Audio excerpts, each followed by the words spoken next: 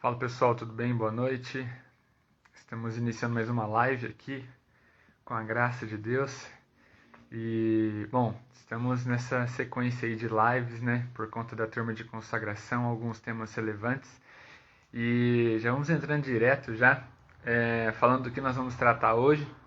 Enquanto os amigos entram aí também, nós já vamos conversando também um pouco. Bom, na semana passada nós falamos sobre a Divina Misericórdia, né? O tema era Mãe da Divina Misericórdia. E ali falamos um pouco sobre o que é e o que não é misericórdia, que tem um contexto errado aí de tudo mais.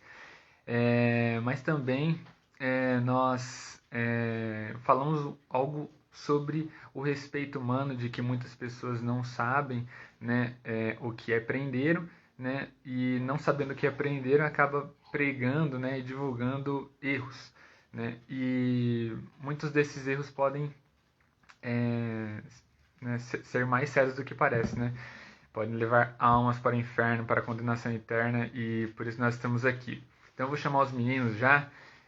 Uma boa noite a todos que estão entrando. Deixa eu só. Já vou chamando os meninos. Boa noite, salve Maria, senhores. Salve Maria, senhor, tudo bem? Tudo certo, graças a Deus. Tá conseguindo ouvir bem aí, Rodrigo? Tudo Eu ok? tô ouvindo bem, pra mim tá tranquilo. Glória. Tranquilo? Salve Maria, senhores, tudo bem? Bom, Família. tô aqui com a minha verdinha marota. Não é a do DNJ de 2010, Nem mas foi tá aqui. combinado, mas estão aí, né? Afinal, o O tema Douglas merece. lembra do DNJ de 2010. Entendeu? Enquanto isso, eu vou tomando meu chá e agradeço a participação de vocês. Esse chá é a lá terça livre, tá ligado? Bom, então, né, para quem está entrando, muito obrigado por já terem partilhado, né? Alguns de vocês já fazem parte da turma de consagração, outros estão entrando aí. E, bom, se você não faz parte da turma de consagração, não tem problema. O assunto que nós vamos tratar hoje é importantíssimo, né? Na verdade, é tão importante quanto, né, para quem está fazendo a turma de consagração ou não. Então, como eu estava falando, na semana passada nós falamos sobre era Mãe da Divina Misericórdia, o que é e o que não é misericórdia. E hoje nós estamos com esse tema da perversão da fé dentro da igreja. Então, assim, para nós iniciarmos, eu vou só citar algumas coisas aqui para nós darmos uma introdução, tá certo? Então, aqui eu não vou apresentar todos vocês, mas quando vocês começarem a falar de vocês, eu peço para que vocês se apresentem e aí nós damos início, tá certo? Vamos fazer uma oração, como o Zairo já deu a dica, já deu o spoiler. Em nome do Pai, do Filho e do Espírito Santo. Amém. Entregando nas mãos de Nossa Senhora essa live, toda a turma de consagração, as pessoas que estão participando, mas principalmente os formadores, né? Como teve essa mudança de planos e também por todos vocês que estão aqui, os meninos, que Deus abençoe cada um e que Nossa Senhora possa zelar por todos nós. Ave Maria, cheia de graça, o Senhor é convosco. Bendita sois vós entre as mulheres e bendito é o fruto do vosso ventre, Jesus. Santa Maria, Mãe de Deus, rogai por nós, pecadores, agora e na hora de nossa morte. Amém. Nossa Senhora da Glória, rogai por nós. São José, rogai por nós. Bom, então vamos lá. Para mim aqui tá parecendo que o do Zyron tá travando um pouco, não sei se é só para mim. O Zyron foi Já cancelado. foi cancelado, ó. Nem começou. Não, acho que é por conta da região. Mas enfim, nós vamos seguindo aqui. A gente mora na periferia, vocês moram no centro. Eu moro no centro. Bom, então assim, nós vamos falar o tema, né, perversão da fé dentro da igreja. E, bom, aqui nós não vamos. Eu não sou o Flavinho, então não vou dar uma aula de história aqui para vocês. Por isso já chamei um especialista em filosofia, um em história, o Zário que tira as nossas dúvidas de teologia. Então, qualquer dúvida está aí, né? Pode tirar as dúvidas e a gente vai dando andamento. Então, bom, então, tudo inicia quando Jesus fala que um de vós vai me trair, né? E a partir daí desandou, desandou tudo. Depois, quando nós temos nas Sagradas Escrituras o aviso da perseguição e a pregação de São Pedro, São Paulo e o início da igreja com os apóstolos e também os primeiros discípulos ali, os primeiros padres, e morte, sangue, o sangue dos mártires, né, jorrando, né, nascendo novos cristãos.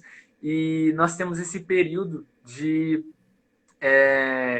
muita perseguição da igreja, né, que continua. Mas naquele período foi um período que nasceu mais mártires, assim, né, um volume, né, considerável, né, onde se você expressasse a sua fé, você seria morto. Então, dessa forma, a igreja não parou e desde já não parou a perseguição. Então, nós tivemos em todo o primeiro milênio muita perseguição e onde nasceram muitos santos, né? Todos sabem. Então, inúmeros, né, grandiosos santos como o próprio São Bento, Santo Agostinho, São Gregório Magno. Bom, a patrística inteira está ali, né? Os santos padres. E aí nós entramos no segundo milênio, onde surge, né? Aí nós já entramos no apogeu, né? Da Idade Média, onde tem Santo Tomás de Aquino, né? A época de São Francisco de Assis, São Domingos de Gusmão, São Bernardo de Claraval, e com as pregações, né? Os mosteiros, né? Já estão no seu auge, as igrejas, né? Cada dia, cada ano, né? Cada século mais belíssimo, uma mais do que as outras. E com isso vai crescendo também o grau do intelecto, né? Já estava no seu auge, e também a santidade, né? Estava suscitando muitos santos. Então foi um período em que nós podemos gozar de inúmeros santos que a igreja canonizou e reconhece várias das obras, enfim, que nós temos até hoje. Bom, e depois da época ali de Santo Tomás de Aquino, São Boaventura, né? Que surge as universidades, aí a coisa começa a piorar um pouquinho, mas aqui é o começo do fim ainda, quando o diploma, né, virou a prioridade para muitos dos estudantes, e nós né, temos alguns homens aí que fizeram muita parte, né, principal para nós chegarmos aonde nós estamos agora.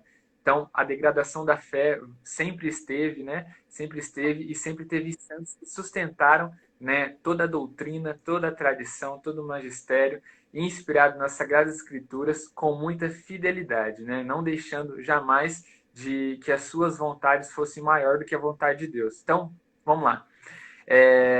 E aqui eu queria já passar a palavra para os meninos. Aqui acabou minha parte, acabou a live para mim aqui, agora com os meninos.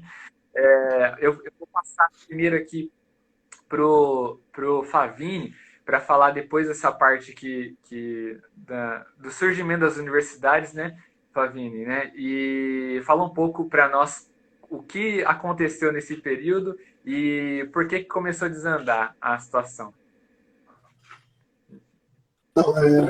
Primeiramente, né, o que a gente tem que compreender é que toda essa formação que o Douglas, bem resumidamente, passou para nós aqui, foi tendo avanços, né, que foi levando o ser humano a uma capacidade intelectual muito grande, né, por isso que chega naquele apogeu e tudo mais.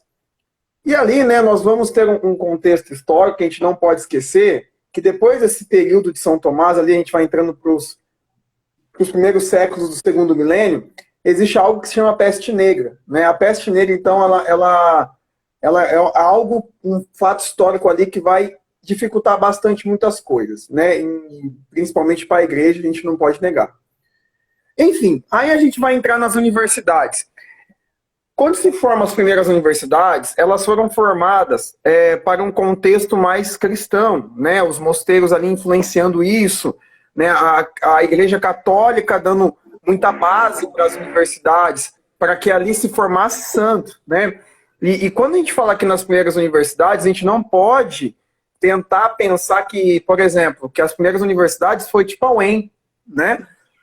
Gente, não tinha a metodologia que a gente tem hoje, e não só a metodologia, mas a finalidade da educação não era a mesma da que é hoje. A finalidade daquela época era uma finalidade extremamente buscando a santidade e o alimento do intelecto, obviamente usando várias formas da educação. Eu não vou entrar nos detalhes ali, porque senão só vai falar, né? A gente vai sair daqui várias coisas, mas para acontecer o decaimento, né, eu gosto assim, de resumir mesmo, Douglas, a seguinte situação. As pessoas não entenderam São Tomás e falaram assim, vamos mudar esse negócio aqui. Né? Porque assim, as pessoas não estavam entendendo mais qual era a finalidade. Né? Então, ali a gente vai colocar ali, eu acredito que vai começar a ter inúmeras coisas dentro das universidades que vão mudar, principalmente a finalidade da educação. Quando o cardeal Newman, né, escreve sobre as universidades, é muito interessante a gente ler o livro que ele escreve sobre as universidades, ele deixa muito claro como que esse decaimento aconteceu a partir do momento da perda da finalidade da educação. Então, assim, as pessoas não estavam querendo mais ser santas, ou vamos colocar assim, as pessoas não estavam mais querendo ser inteligentes, elas estavam querendo ser somente técnicas. Né? Pessoas que foi reformulando um contexto de eu tenho que ser bom para o Estado.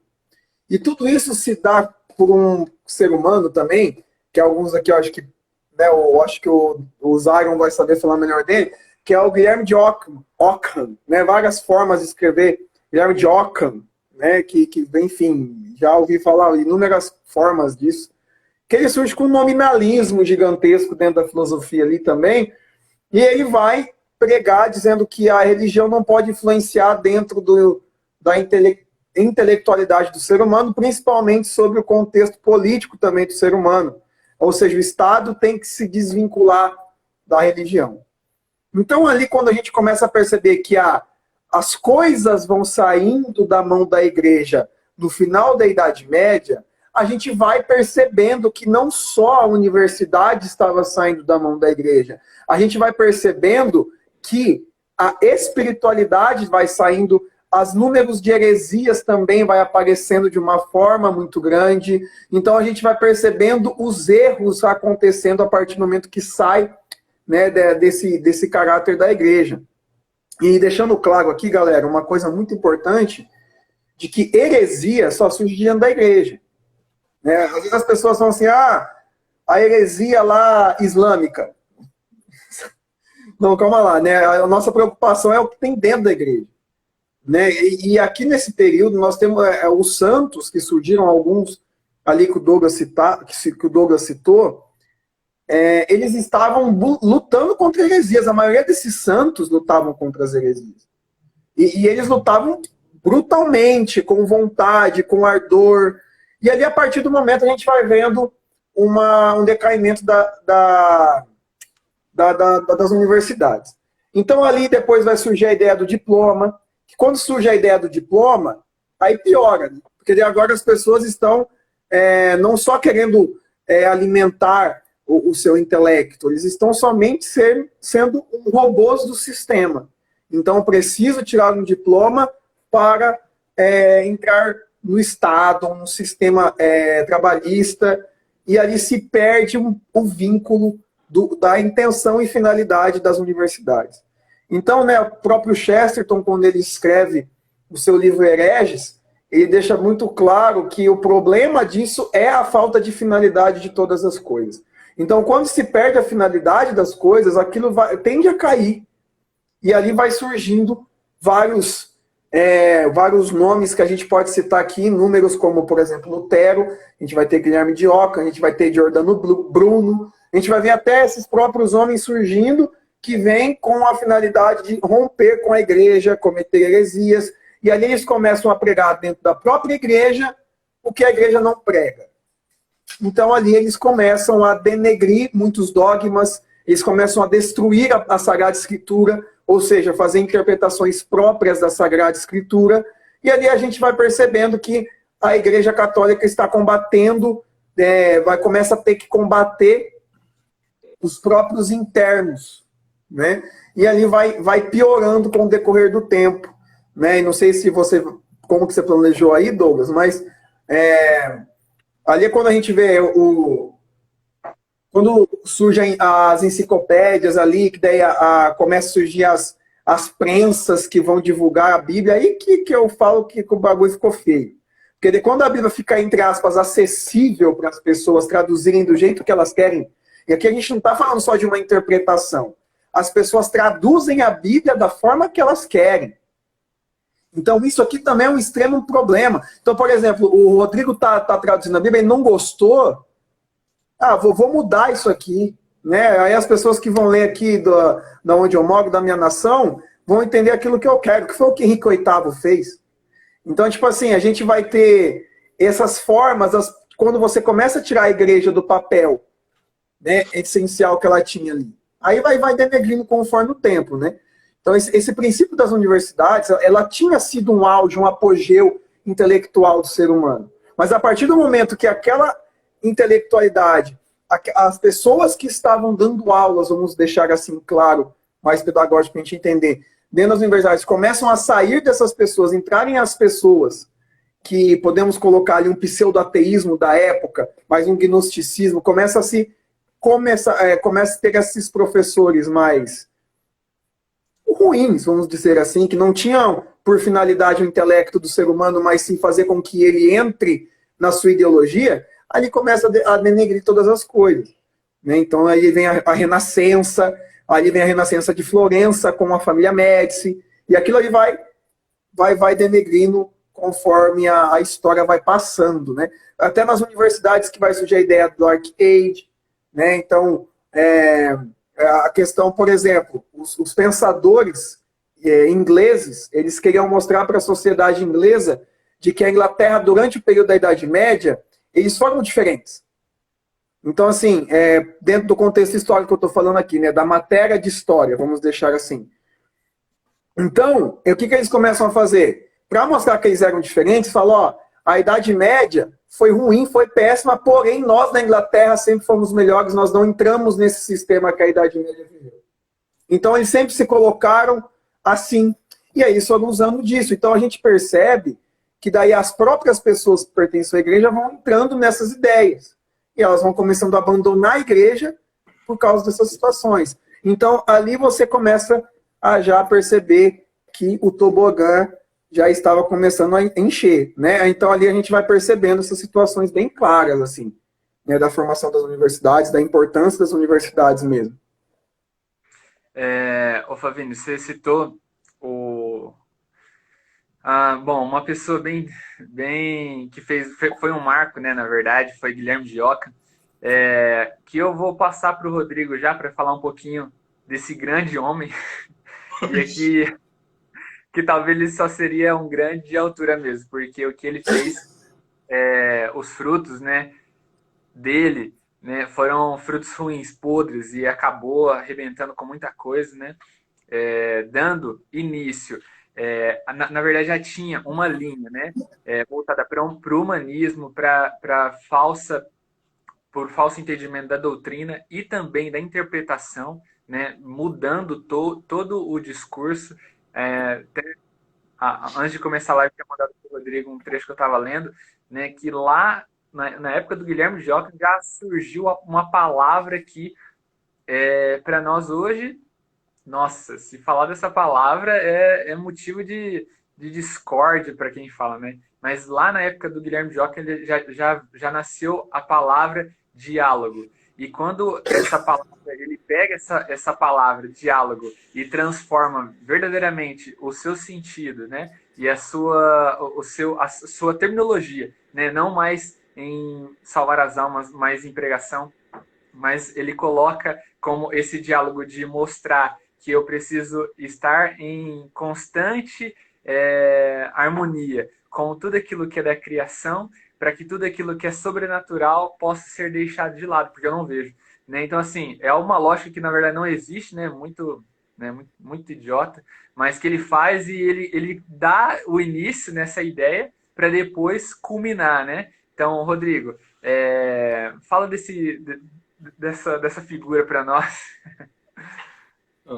Na verdade, eu acho interessante a gente observar assim o quão rápido foi, né? O auge intelectual da Idade Média com São Tomás de Aquino e a decadência rápida, né?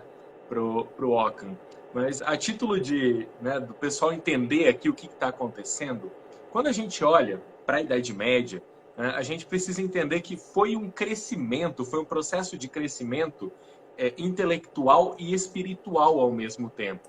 É por isso que quando a gente começa a estudar a Idade Média de verdade, a gente se encanta, porque você fala, olha, onde esse povo chegou, né? A altura da filosofia, né? E da espiritualidade, os grandes santos que estavam ali, exatamente porque eles tinham todo um caminho intelectual que havia sido fundamentado na filosofia. Né? Então, a filosofia, que era essa busca intelectual extrema, era para exatamente chegar num ponto onde eles pudessem entender a teologia de uma forma profunda, né? Entender a Deus de uma forma profunda, e isso era difundido na sociedade como um todo. Né? Então, assim, quando a gente olha para a sociedade medieval, a gente sabe que a mesma fé que tinha um São Tomás de Aquino com todo o seu conhecimento teológico, tinha um camponês. Né? Então, por quê? Porque isso foi fruto de uma educação voltada para a intelectualidade e para a espiritualidade, que é a escolástica. Né? O movimento da escolástica na Idade Média, né? A patrística, lógico, deu todo o fundamento filosófico ali com os primeiros padres, mas a partir do início da Idade Média, nós temos esse movimento de escolástica, e a escolástica ela não é só um movimento filosófico, né? Ela virou realmente uma grande formação.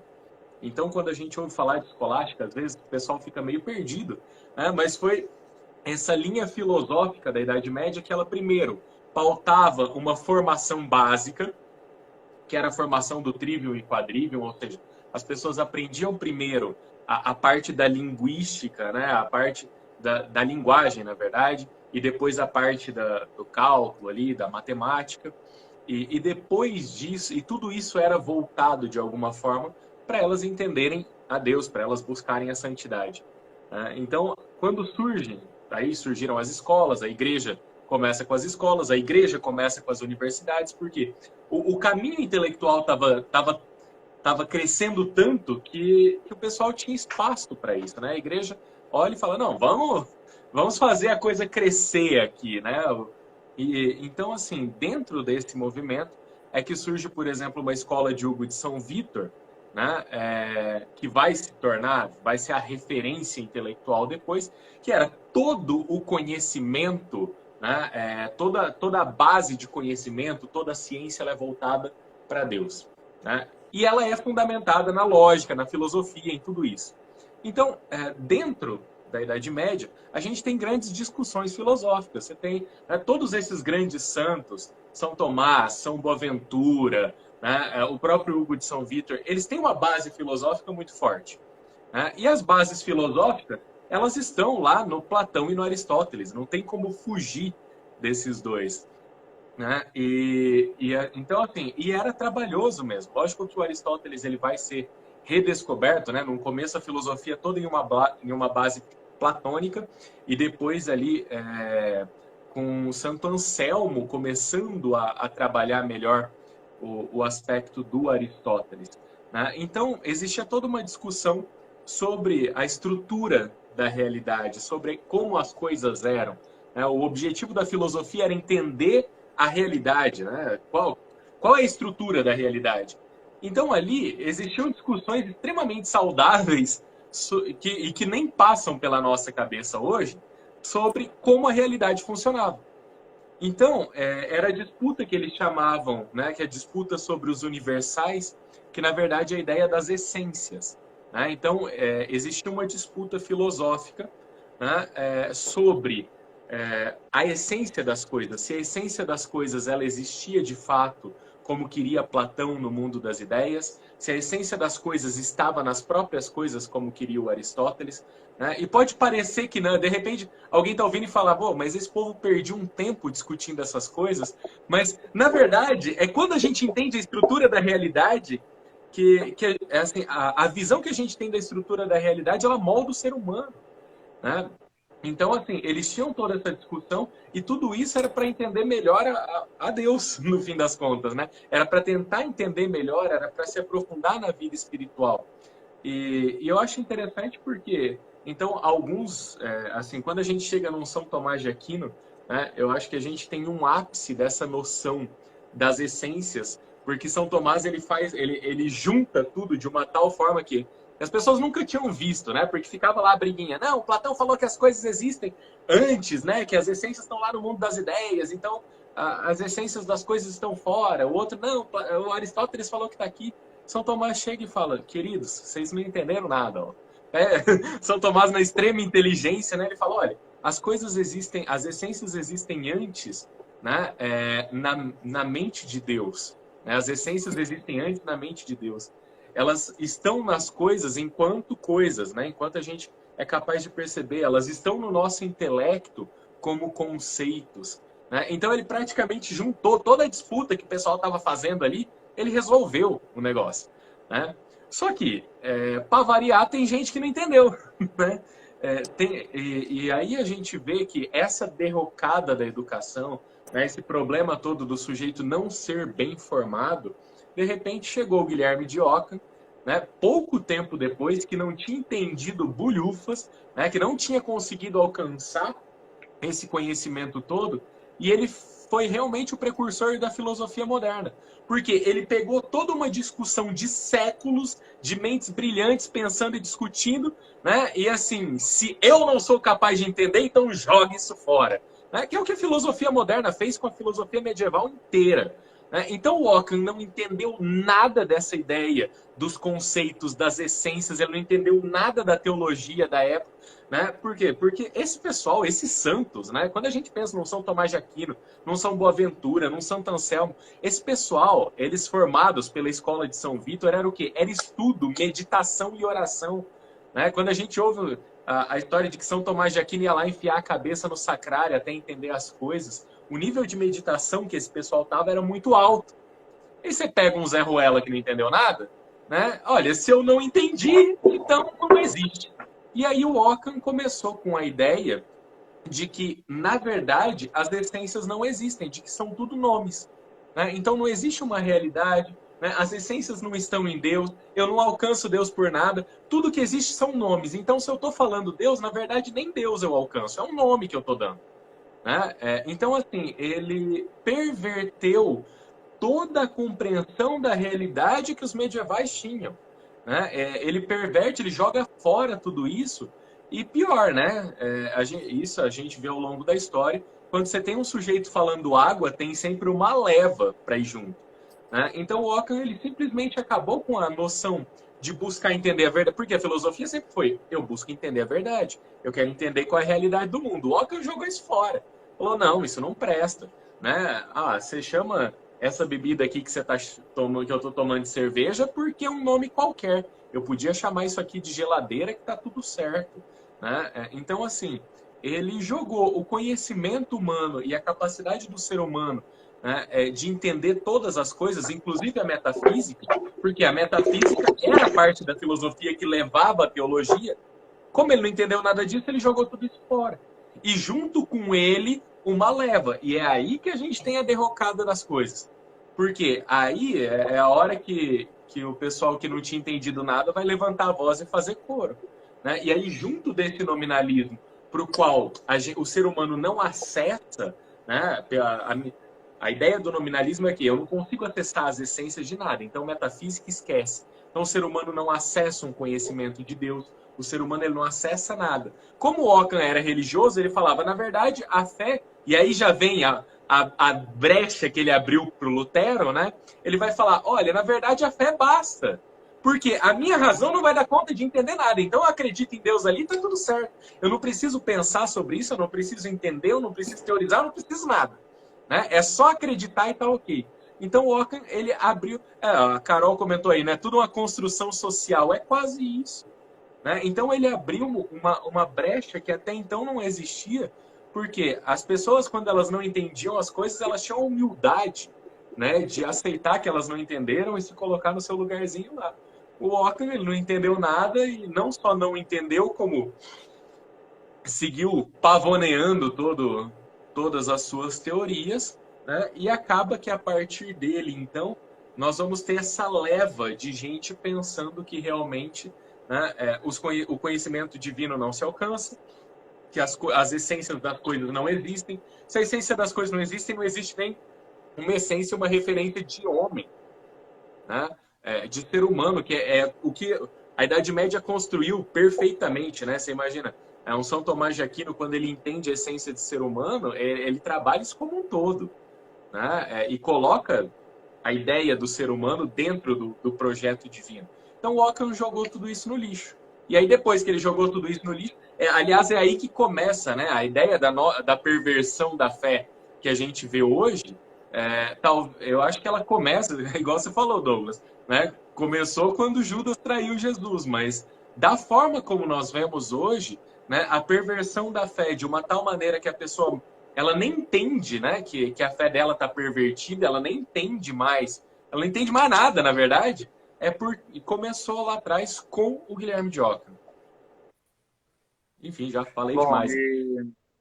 é, é duro porque você falando, ô Rodrigo, deu para a gente consegue identificar, né, como foi desconstruído e você viu, né, a gente consegue ver os reflexos no nosso, né, na nossa educação, começando pela nossa educação que já foi totalmente estragada, jogada no lixo, né, e depois nós vamos ver o reflexo de não termos educação depois dentro da igreja, ou seja, nós não conseguimos acreditar por acreditar. Nós ouvimos uma verdade que talvez seja a verdade da pessoa e vira uma verdade para nós. Talvez até seja mesmo doutrina e tudo mais, aquilo que Deus ensinou, né, aqui na pessoa de Jesus Cristo, mas talvez muitas dessas ideias possam ter passado para nós como um telefone sem fio, que a pessoa não entendeu nada, passou para nós também não entendemos nada e tocamos para frente, né? E dessa forma que fulaninho aqui, fulaninho ali, vai lá, fecha um bar e abre uma igreja ali protestante, unção de alguma coisa, para falar, para abrir a Bíblia, falar de Deus e pedir o dízimo ali e manter e tocar para frente, como se fosse o doutor da igreja, como se fosse um Santo Anselmo, como se fosse um Santo Tomás, né? Falando como se entendeu todas as coisas. De repente, o cara que não sabia formar, não sabia quantas sílabas tinha numa palavra, ele tem uma sabedoria infusa e está falando tudo sobre a Bíblia, interpretando tudo, mas não entendeu que muitas vezes ali a Bíblia dele está faltando uns livros ali, uns 7, mais ou menos, e ele não consegue interpretar a Sagrada Escritura da maneira correta para passar, e a partir daí essa evangelização fica falha, né? Fica manca. Mas aqui nós temos apenas o reflexo, né? Que acaba destruindo, né, e dando continuidade naquilo que o demônio sempre quis, que foi destruir a igreja. Mas, né, até agora não conseguiu e não vai ser tão logo. Né? Então, assim, quando Não vai ter nunca, né? quando o Guilherme de Ockham ele dá esses ensinamentos, né, ele joga tudo fora para falar ali do que realmente importa. Ele tem alguns alunos ali, alguns essa perdição que entra na ideia dele e depois vai perverter cada vez mais. Então, tem um homem chamado, o primeiro nome é Martinho, né? E aí eu queria pedir para o Zion falar dele ali, dessa degradação, do que aconteceu, desse mal entendimento, né? Dessa má interpretação depois da escola de Ockham, né? E o que aconteceu, né, ali no início, né, meados ali do século XVI, para nós mostrarmos aí sim, né, aí nós vamos ter, se até aqui ficou um pouco, você não entendeu mais ou menos aonde nós estamos, que ponto nós estamos, você vai ver que a partir ali do século XVI e XVII desandou, né? Então, Zyron, introduz mais ou menos para nós, por favor, o erro de Lutero e de todos os seus discípulos, né? Que acharam que estavam construindo, mas na verdade só estava dividindo. Então, acho que o fundamental é a gente fazer amarrar toda essa história e colocar luzes para nós chegarmos até a realidade que a gente vive hoje. Você tem São Roberto Bellarmino ali no século XVI, comecinho do século XVII, e ele escreveu dezenas de livros curtos, muito curtos, alguns deles um pouco mais longos, mas a grande maioria livros pequenos, e mais tarde esses livros foram compilados e deram o nome de, se você for traduzir literalmente, As Controvérsias da Fé. Dentro desse livro, dessa série de livros, existe um livro que se chama A Monarquia do Romano Pontífice, em que ele vai explicar todos os poderes que emanam do Santo Padre. Então, ele explica, à luz da razão das Sagradas Escrituras e do Magistério, quais são os poderes do Santo Padre e como que a Igreja chegou a ser quem ela foi durante a Idade Média.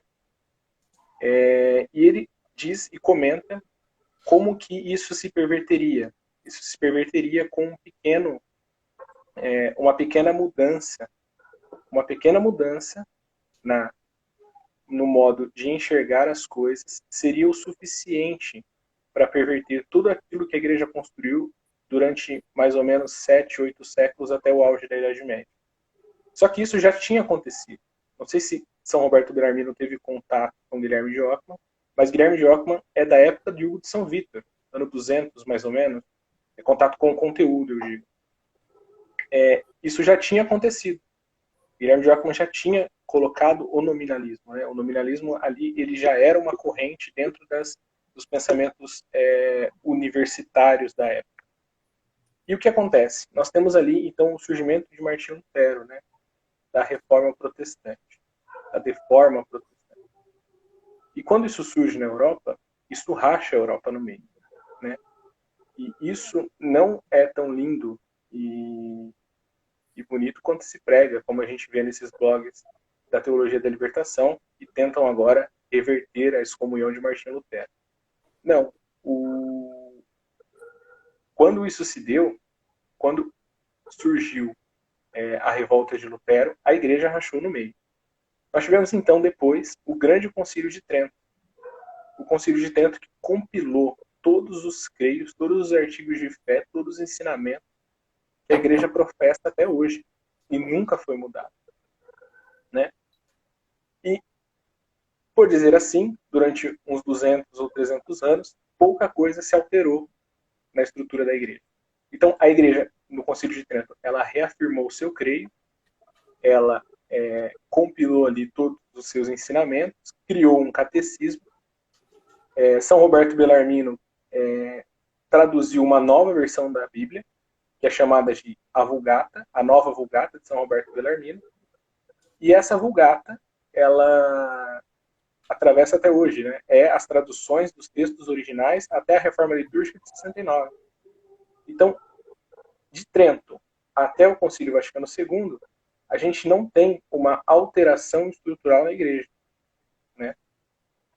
Só que o problema ele é muito anterior ao Concílio Vaticano II e muito maior do que a Reforma Protestante. Por quê? Porque a Reforma Protestante, ela, digamos assim, ela pegou os desavisados e ela promoveu um apagamento na fé, uma ofuscação na fé, em lugares onde a Igreja não tinha os seus doutores, o seu grande santo. Porque onde estavam os grandes santos, o protestantismo não cresceu. E aonde tinha onde tinham pessoas muito boas, porque, por exemplo, a gente não tem protestantismo no Oriente. Simplesmente porque lá a crença era muito mais forte, a gente não tinha a influência do nominalismo. Então, se a gente fosse dizer até onde o problema vai, até onde o problema começa a surgir, a gente tem como luz uma encíclica, né, a encíclica de São Pio X, que ele escreveu, Pascendi Dominis, 1902, se eu não me engano, ele escreveu essa encíclica, 1902. Deixa eu consultar, que eu estava até dando uma lida nela. Bom, eu não vou ter a data aqui fácil. Mas ele escreveu essa encíclica contando a respeito do modernismo. E então, qual que era a preocupação de São Pio X? São Pio X estava muito preocupado com o modernismo dentro da igreja. E o que seria o modernismo dentro da igreja? O modernismo dentro da igreja, ele não vivia como uma corrente, como a gente pensa depois do Concílio Vaticano II, de mudança de hermenêutica à santa tradição. Até ali, nos parece que o modernismo que São Pio X tinha medo era uma mudança no sentido moral das coisas. E era isso que realmente vinha acontecendo. As coisas elas estavam tomando um sentido moral muito diferente do que nós tínhamos desde toda a Idade Média. Por exemplo, se você vê Santo Afonso Maria de Ligório no século XVII, quando ele vai assumir a diocese de Ligório, quando ele foi nomeado bispo de Ligório, ele não queria assumir a diocese, porque na diocese havia um único casal em segunda união. E ele disse, eu não assumo essa diocese enquanto esse casal não sair da cidade ou não deixar o seu casamento, né? Não deixar essa situação. Então, até ali nós tínhamos a sociedade, por mais problemática que ela estivesse, ainda nós tínhamos uma sociedade moral. Nós tínhamos a força da moral. E o problema é que, de certo ponto, um falso ecumenismo que entra a partir de uma interpretação, de uma hermenêutica do Concílio Vaticano II, começa a introduzir umas questões que não são nada morais dentro da igreja. Então, a igreja que antes pregava uma doutrina reta, que antes pregava um só batismo, que antes pregava que fora dela não tem salvação, né? Que sempre pregou isso, na verdade. O magistério nunca mudou. Ela passa, depois de um período, a dizer que todo mundo se salvará, que Deus é bom, Ele é muito misericordioso, e que o que importa é o nosso coração, o que importa é isso, é aquilo outro, e que todo mundo é bom e todo mundo vai para o céu. É claro que, se nós fôssemos detalhar cada acontecimento desse, 1, 2 horas de live não seria suficiente. Mas por que depois desse período, por que se nós juntarmos a Revolução Protestante de Lutero e a hermenêutica feita ao Concílio Vaticano II, nós temos uma degradação moral e, por consequência, uma degradação da fé dentro da igreja? É isso que nós vamos tentar responder aqui hoje. E é isso que nós queremos anestesiar as pessoas, para que elas percebam que existe isso. Existe uma pregação que é contrária ao magistério da igreja. Existe hoje clérigos, líderes, pessoas que dentro da igreja que falam contrário ao seu magistério, né? Então é isso. Não sei se ficou confuso. Se alguém quiser comprar cabide, agora que eu vi que tem uma caixa de cabide. Não, é isso mesmo, Zairo. Bom, então só também amarrando essa ideia, né, dessa má interpretação de Lutero, o Flavínio ou o Rodrigo queria complementar alguma coisa em relação a esta figura de Eu acho interessante o seguinte, né? Quando a gente olha para a figura de Lutero, se ele fosse só mais um herege, não que isso já não fosse problemático, mas, por exemplo, se ele simplesmente tivesse saído, né, feito o que fez e pronto, acabou, né, estaria tudo certo, assim, entre aspas.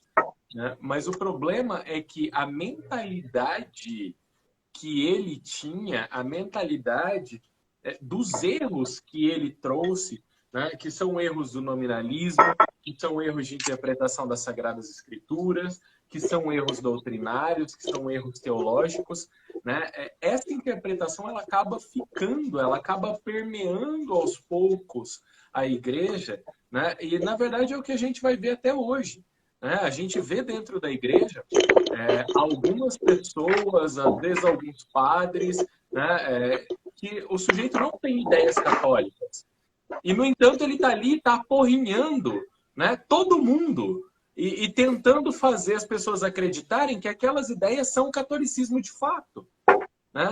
Então, eu acho que o grande problema do Lutero, né, não é nem todo o erro dele, embora também, mas o fato de que a mentalidade dele e os erros dele acabaram permeando aos poucos a igreja.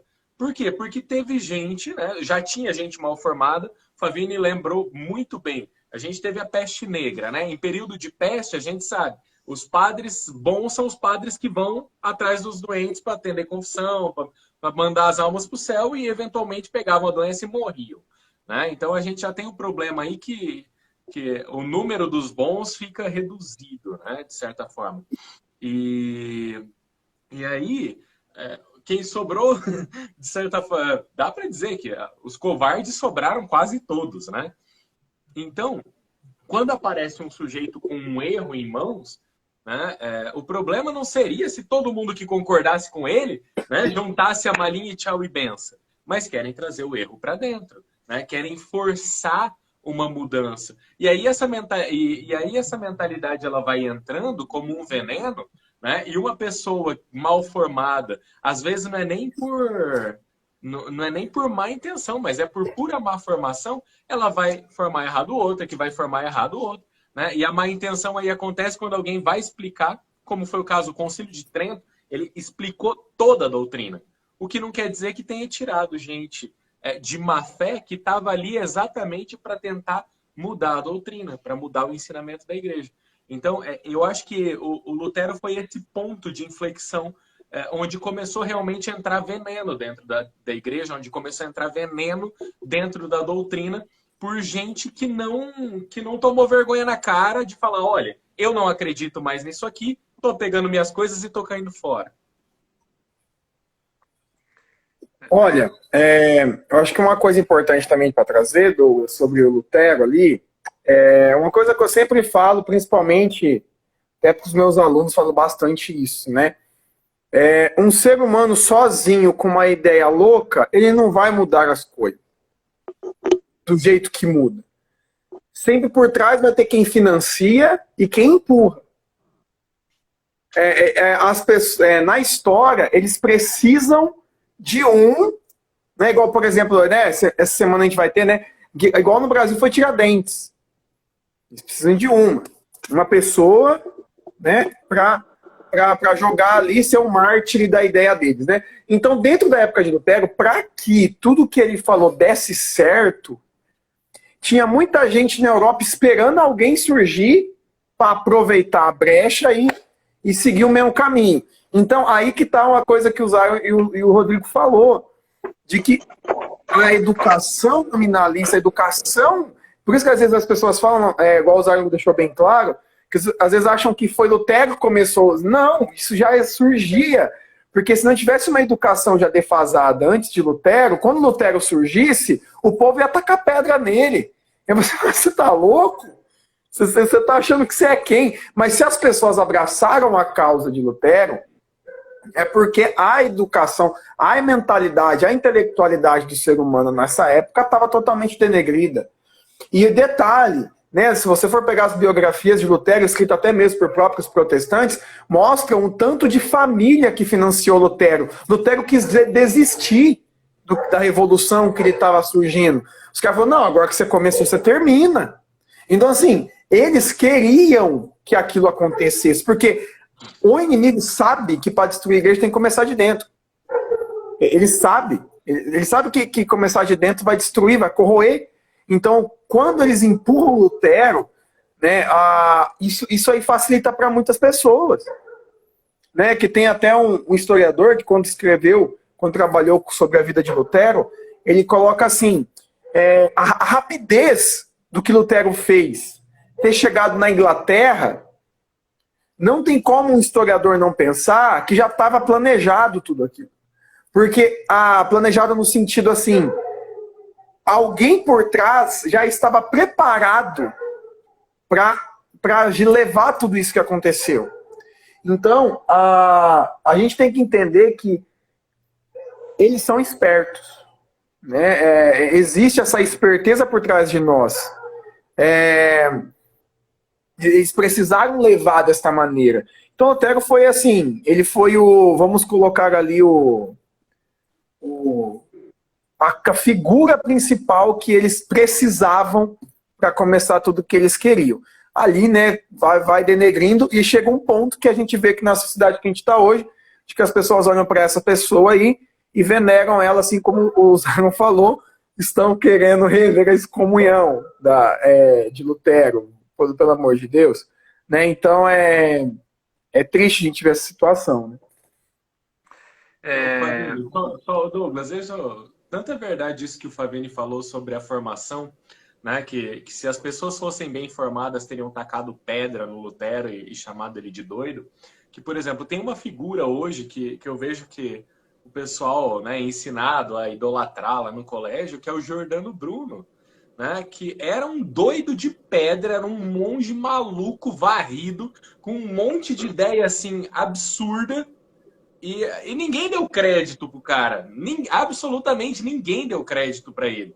Né? O que ficou para a história foi que depois puxaram ele para falar que ele era um mártir, porque a igreja opressora matou o pobrezinho, né? E aquele converseiro todo. E ele é estudado nas escolas hoje como se ele fosse um mártir da ciência, porque ele estava estudando a ciência e a igreja que era contra a ciência queimou ele. Né? Mas o cara era maluco. E as ideias malucas dele não foram levadas a sério. Isso que já era um período de decadência.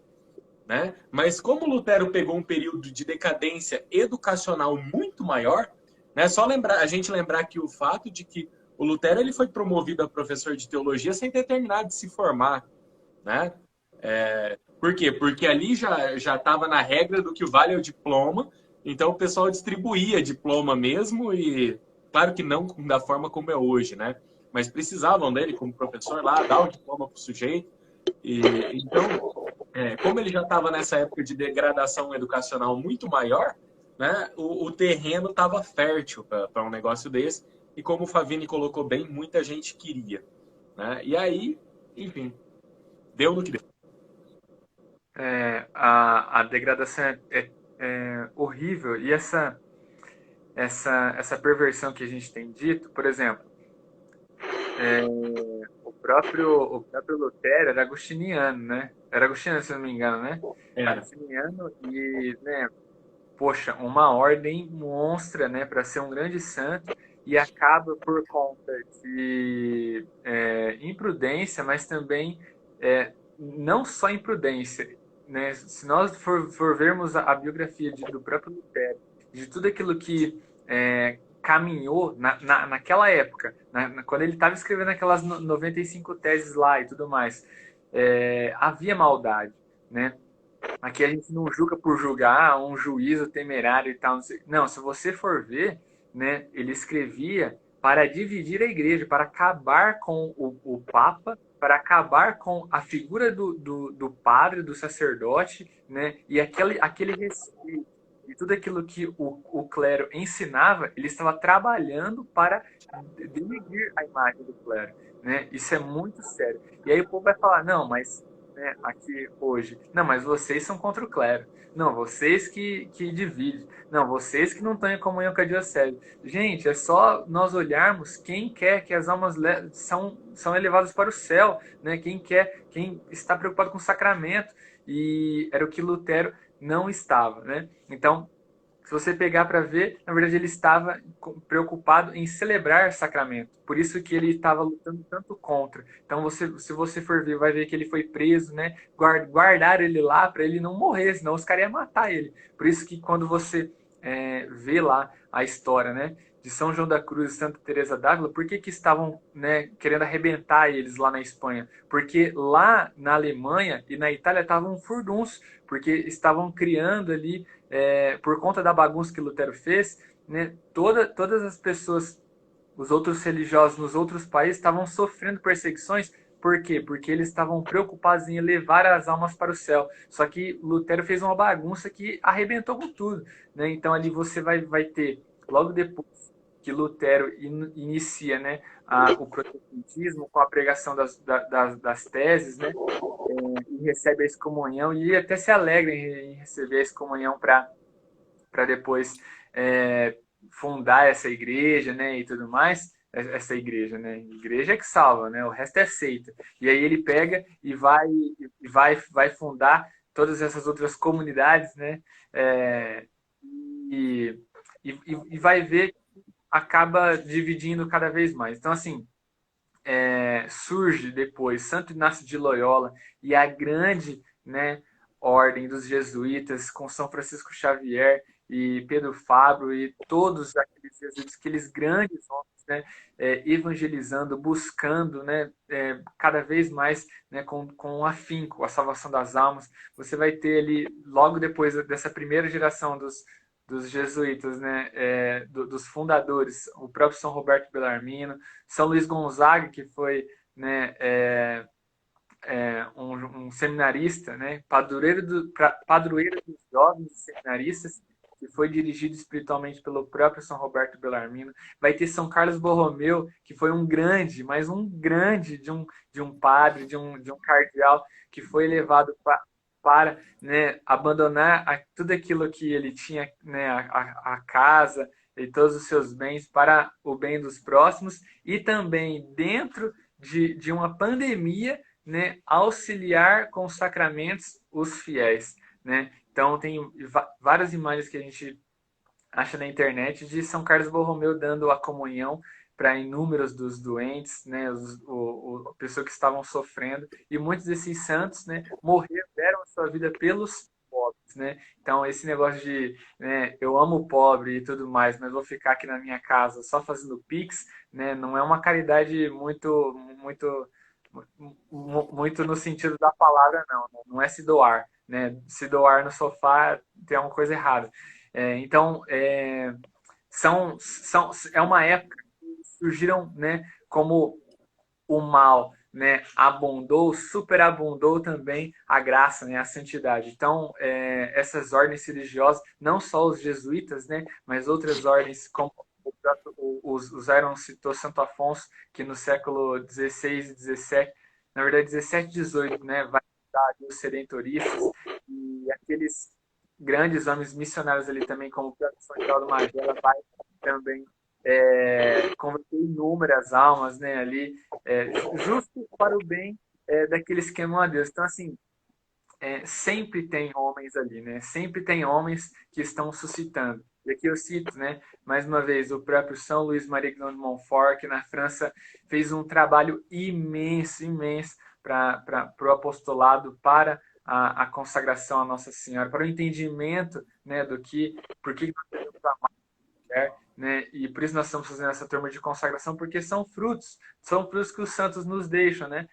Justamente por causa daquela raiz, onde, né, o próprio ensinou, né, que os nossos bens estão no céu. Nós precisamos, né, nos preocupar com isso. Enquanto tudo isso que estava surgindo para destruir a igreja, estavam preocupados com bens materiais, né? Fala muito de glória, de glória, de glória, mas que você, se você conseguir cada vez mais glória aqui, porque sacrifício, sofrimento, não, isso não é de Deus, isso pode acabar com você, então deixa para lá. Então, são coisas que acaba misturando, e por conta de má interpretação, tanto da Bíblia quanto daquilo que é a missão, acaba, né, destruindo a evangelização. E acaba, né, no que nós estamos aqui falando sobre essa perversão da fé dentro da igreja, mas também que é esse caminho, né? Então, quando nós falamos de que essas outras religiões que foram fundadas, né, principalmente por Lutero e sua revolta, né? Você vai ter ali Calvino também, que junto quase na mesma época ali desses grandes santos, também não teve uma boa amizade com a própria fé de Lutero. Para quem é protestante, né? Presbiteriano, né? O batista. Se vocês for ver a semente, né? Ali, a origem da religião de vocês, né? Dessa religião, é horrível, porque é cheio de divisão, é só tragédia, é só um querendo matar o outro, e são fundadores, e aí levam como, nossa, esse é o fundador que, né, ele é maravilhoso, né, ele é uma benção, porque ele nos deu a liberdade para ir para o inferno, porque se tá cada vez mais deixando de fora da igreja verdadeira, não tá levando para lugar nenhum, né? Então, assim, é sempre importante ressaltar de que todos essas épocas que se levantaram, esses servos de Satanás aí, sempre se levantaram também grandes santos, né? Então, quando eu estava conhecendo a biografia dos santos, quando eu estava conhecendo, né, que existiam, na verdade, santos, porque na catequese ninguém me ensinou que existia santo. Era só São Francisco aqui e Santa Rita e Jesus e Nossa Senhora, e não tinha mais ninguém. E quando eu estava vendo sobre a vida dos santos, eu lembro que quando eu descobri que quase na mesma época ali, na França, na própria França, tinha São Luís Maria Grignon de Montfort, São João Maria Vianney, Santa Teresinha do Menino Jesus, os pais, né, dela também, Santa Zélia e São Luís Martin, assim, grandes santos, São Pedro Julião Eimarde, que é o apóstolo da Eucaristia, porque já estava perdendo, né, a devoção à Eucaristia, assim, surgiram esses grandes santos, né, e sempre na mesma época, né, então, aqui nós temos, citando aqui, já vai colocando os links para inúmeros temas, né? Então, são momentos que a igreja vive, mas que sempre surgem grandes santos. Zalian, você quer fazer uma colocação? Pode ficar à vontade. Quero sim. É importante deixar claro que essas coisas elas não surgiram da noite para o dia. E foram anos e anos, né, de decadência, né, e de mudança de costumes. Mas é muito importante isso, Douglas, que mesmo quando você tem uma degradação moral, mesmo quando a doutrina pregada já não é mais reta, Deus, em sua infinita misericórdia, ele vai suscitando dentro da igreja novas graças. Então você tem, por exemplo, quando existe um esfriamento da fé à Eucaristia e da devoção a ela, a igreja vai e diz assim, aumenta a frequência com que o fiel pode se aproximar dela, para que aqueles fiéis piedosos tenham uma verdadeira devoção à Eucaristia, ao invés de comungar uma vez por semana, com a permissão do pároco, possam estar comungando todos os dias, até 2 vezes ao dia, se quiser. Você tem uma forte influência na educação, de uma tentativa de perversão das crianças e da pureza das crianças. E vem São Pio X e diz que as crianças devem comungar aos 6, 7 anos de idade. Né? E por outro lado, você tem também, dentro da igreja, uma corrente que é contra, né? Por exemplo, a comunhão de crianças. Você tem dentro da igreja uma corrente de pessoas que é contra a devoção à Eucaristia, a comunhão de joelho, a comunhão na boca e etc. Então, assim, Deus ele sempre vai suscitando. E o que nós temos a nosso favor? O que os fiéis têm a seu favor? Os fiéis têm ao seu favor a verdade. Né? E nós só podemos combater o mal com a verdade. A única forma de vencer o mal é com a verdade. E é por isso que é muito importante a gente estarmos muito bem conscientes do que é a nossa fé, de quais são os nossos direitos, do que é a verdade. Por quê? Porque a todo custo eles tentarão nos defamar, eles tentarão nos chamar de radicais, eles tentarão nos dizer que nós não estamos em comunhão com eles. Negacionista. Nós precisamos nos pautar muito nessas coisas. Né? Nós precisamos estudar o catecismo, nós precisamos estudar e ter em mente as Sagradas Escrituras, nós precisamos conhecer o Código de Direito Canônico, nós precisamos conhecer as verdades de fé.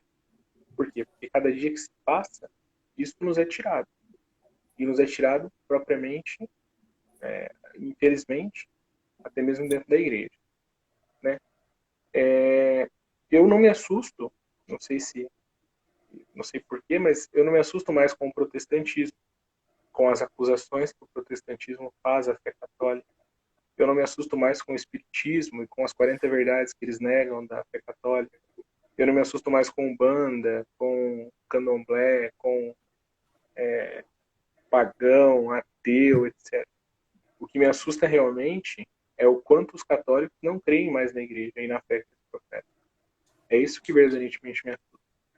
E é isso que a gente precisa retomar. A gente precisa ter em mente que o verdadeiro catolicismo ele é muito maior do que aquilo que a gente já viu, aquilo que a gente conhece. O verdadeiro catolicismo ele é uma coisa, ele é de outro mundo, né? Ele é extraordinário porque ele continua após a morte, né? A igreja ela continua após a morte. E isso é o verdadeiro catolicismo.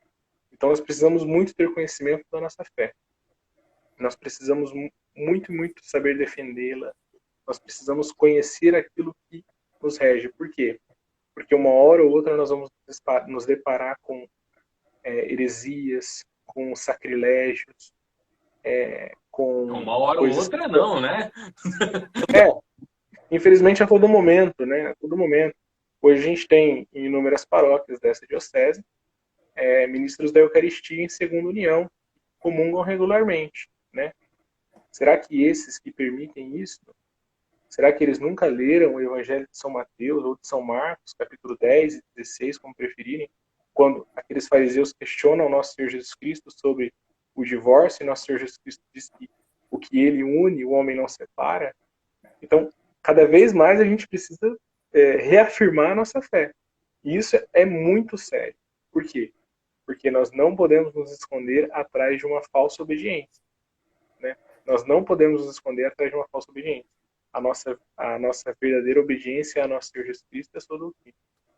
Então, Douglas, acho que isso é fundamental. Por quê? Porque os grandes santos, eles foram piedosos, eles foram homens justos, eles foram muito respeitosos, mas uma coisa que eles nunca fizeram é negar a sua fé. E hoje, todos os dias, dezenas de milhares de católicos negam a sua fé.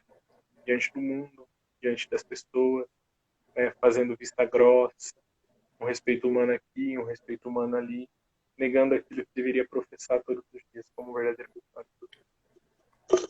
Claro, eu acho até que as pessoas elas negam a fé porque elas não conhecem mesmo. Né? As pessoas conheceram um simulacro da fé, elas conheceram algumas opiniões sobre a fé, né? Porque se a gente pegar hoje o grosso dos católicos, né? Você imagina o aspas, afegão médio lá, né? O sujeito foi para a igreja para ser batizado, depois foi enfiado lá numa catequese que não raro foi feito por uma pessoa de extrema boa vontade e de zero conhecimento de doutrina da Igreja Católica. Que a mãe obrigava, né? Exato. Aí, beleza, fez a primeira Eucaristia sem saber o que era, fez a crisma, tipo, assim, a pessoa ela tem uma noção muito distante, né? E aí a má formação dos sacerdotes, por N fatores, que eu acho que a gente vai chegar nisso aqui ainda, né? Faz com que os padres não ensinem a verdade para as pessoas, né? E aí quando a pessoa começa a buscar, na verdade, a gente percebe até uma certa rejeição por parte do clero, né? De alguém que está estudando mais, de alguém que está tentando entender. Então, assim, as pessoas elas simplesmente não conhecem a doutrina. Elas conhecem a doutrina do mesmo jeito que elas conhecem 90% dos assuntos, por alguma coisa que elas ouviram falar na TV. Né? Então, assim, o senhor tem razão nisso. É fundamental que a gente defenda a nossa fé, e para defender a fé é preciso conhecê-la de fato. Né? Eu acho que a primeira busca aqui é conhecer o básico da doutrina, né? A gente entender realmente quais são... É aquilo que a igreja ensina. É muito importante mesmo. Eu já passo a palavra para o Favini, mas eu lembro de uma aula que eu estava assistindo que a professora citava a importância da educação dentro do lar. E quando você olha, por exemplo, para os próprios santos, aí Santa Teresinha, o próprio Santo Afonso, São Roberto Bellarmino, São Luís Gonzaga, lá dos primeiros, né, do primeiro milênio, São Bento, né, que tinha a irmã gêmea, lá que eu sempre esqueço o nome da irmã de São Bento, São João Crisóstomo, São Escolástico, é isso. Até aqui, né, com São João Paulo II, com Madre Teresa de Calcutá, você olha que sempre teve papel importante dos pais na educação, na introdução à fé, os primeiros catequistas, né? E os catequistas por excelência, né?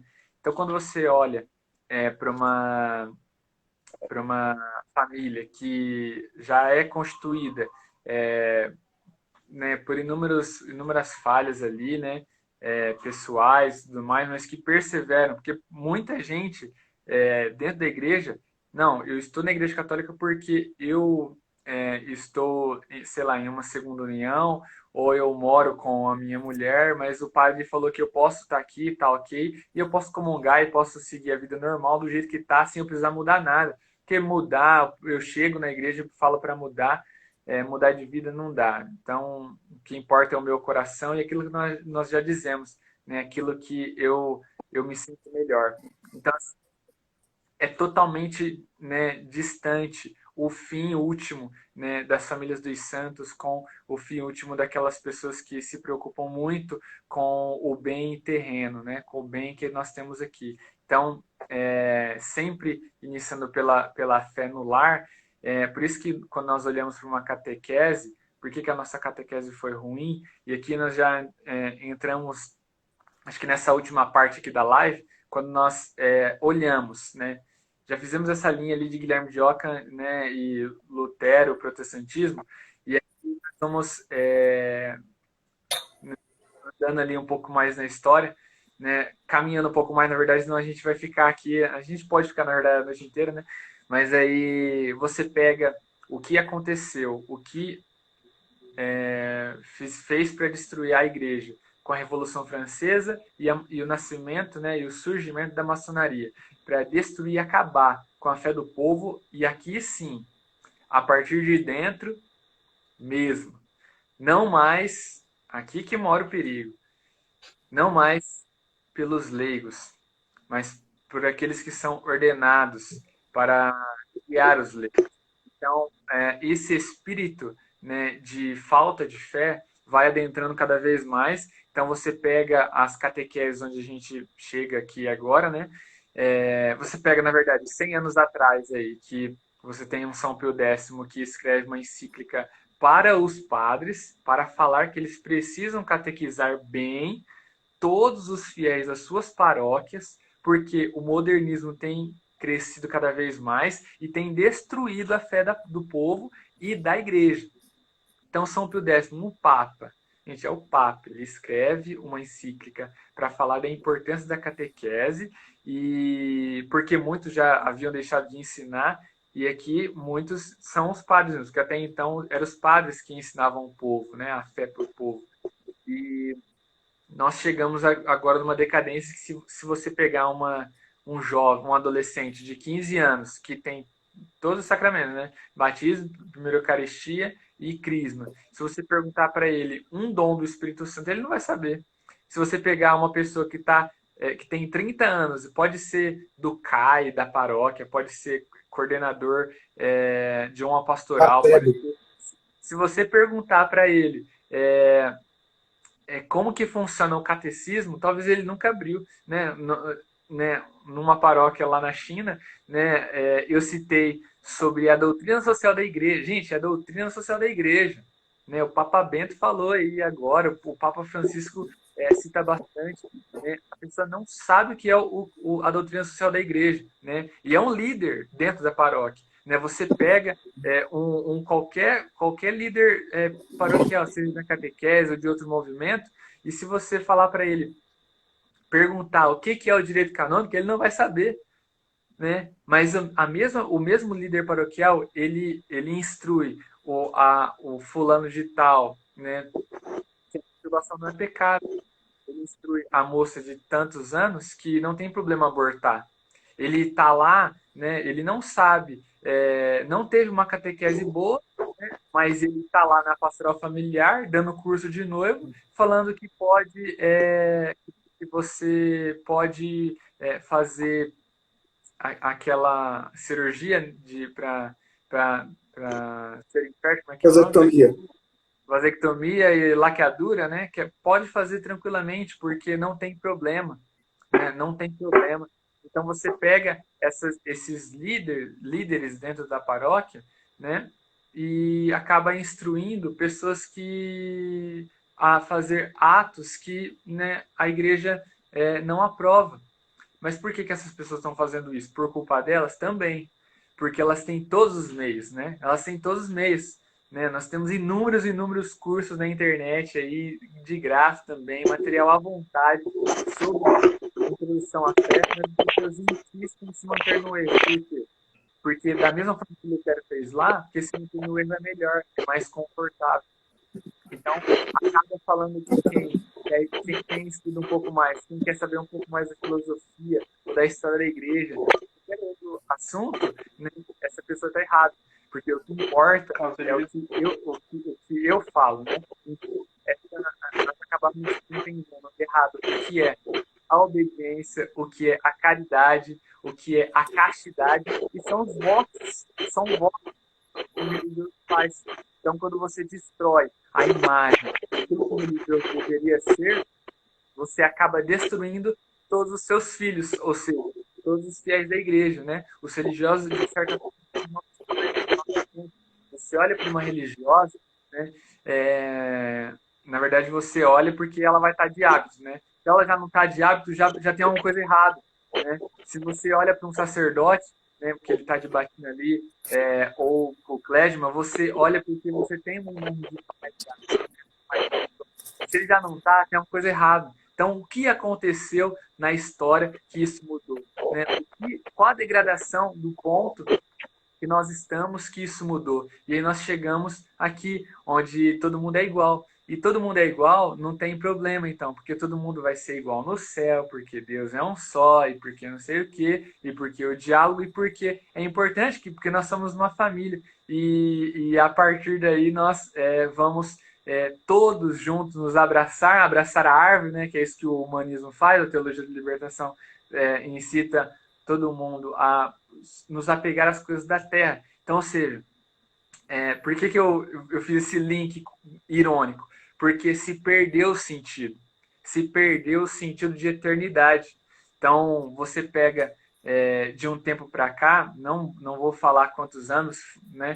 Mas você pega de um tempo para cá, porque sempre existiu, na verdade, os próprios leigos e também dentro do clero que não acreditassem nas realidades eternas. Então, a gente acabou de sair aí dos 12 dias preliminares na consagração, e o Rodrigo gravou uma meditação ali para nós sobre a experiência do céu, do inferno e do purgatório, né? Dogma de fé, né? Mas que muita gente ainda insiste em não acreditar, em falar que não, todo mundo vai para o céu, tudo aqui, né? A pessoa morreu, né? Lá no velório. Não, porque vamos agradecer que essa pessoa está no céu, essa pessoa está na glória. Missa de sétimo dia, vamos agradecer pela pessoa que está no céu. Né? A gente já presenciou aí um padre que faleceu um tempo atrás, que na missa de sétimo dia, o padre que estava celebrando chamou, né, claramente, falou o nome dele chamando de São, né? Santo fulano. Né? Como se estivesse canonizando, assim, né? Como se ele fosse o responsável pela canonização, né? Dentro da igreja. Então, assim, vai se perdendo. São coisas poucas, são vírgulas, né? Mas que vai passando, e a gente se encontra nesse estado, onde as pessoas não conseguem mais tomar uma iniciativa de guiar uma alma. Então, você chega no confessionário, o padre fala que aquilo não é pecado, né? E aquilo que é pecado, né? Então, essa degradação, esse caminho que vai perdendo a fé e vai fazendo com que as pessoas cada vez mais vai passando, como se fosse um telefone sem fio, a não crer mais naquilo que a igreja ensina, mas o que ela ensina. a que a própria pessoa ensina, e acaba ficando nesse rumo, né, de que nós não sabemos o que cremos, e aí nós entramos nesse ponto. Nós perecemos, né? O povo, né, perece por falta de conhecimento, né, de sabedoria. E aí nós não temos uma catequese boa, nós não temos uma homilia boa, né, nós não temos a quem nos socorrer e acabamos nesse interim, né, de para onde nós vamos, né, para onde eu irei, né, e aí nós ficamos nesse ponto sem partida e que nós devemos fazer algo. Mas o que nós podemos fazer? Além de rezarmos, né, agirmos de alguma forma, acreditar naquilo que a igreja sempre ensinou e a partir daí instruir, né, aqueles que são nossos próximos, principalmente, né, aqueles que mais precisam das nossas ajudas, das nossas orações, que são, né, os padres, aqueles a quem nós temos, né, os sacramentos diretamente. Flavinho, você ia continuar? Ia fazer uma pontuação? Só para isso que você comentou, né, sobre esse contexto final, de como denegrir tudo, eu acho interessante, Douglas, essa questão de mostrar o nosso papel aqui, né, igual o Zagon comentou, né, nessa indignação toda, Deus levantou muitas pessoas ali. É só a gente pegar, não sei se vocês já leram, eu sei que o Rodrigo já leu, o livro do Maquiavel Pedagogo, né, que ele faz uma ideia lá, ele mostra um contexto de que você vai fazer um teste com uma pessoa e você contrata 9, né? E fala assim, ó, fale que as linhas estão retas, e fala assim, ó, fala que essas linhas são diferentes, mas elas são todas iguais. Todos falam que é diferente, diferente, diferente. Chega naquele último que está sendo avaliado, a tendência dele é falar que está diferente, porque está todo mundo falando que está diferente, né? E aí depois ele coloca na situação de que, tipo assim, se uma pessoa dali não foi contratada e fala, não, mas é tudo igual. Aquele que está sendo avaliado vai, não, mas está igual. Né? Então, tudo aquela mentira pregada daqueles outros 8 que estavam ali, vai cair por terra por causa de um que falou a verdade. Né? Então, eu acredito que é interessante que, por mais que a gente está numa época muito difícil, né? A gente está vendo isso, a gente está buscando. Se você vai defender, se você pega o catecismo e lê, você está errado, entende? Se você pega o documento da igreja e lê, você está errado. Você falar que teve mais de um papa que escreveu que quem votar no comunismo tem que confessar, você está errado, entendeu? Então, tipo assim, você está ali e a pessoa está cegamente acreditando naquela mentira. Né? Por quê? Porque foram ensinadas a entrar nesse meio e ficar cegamente. Né?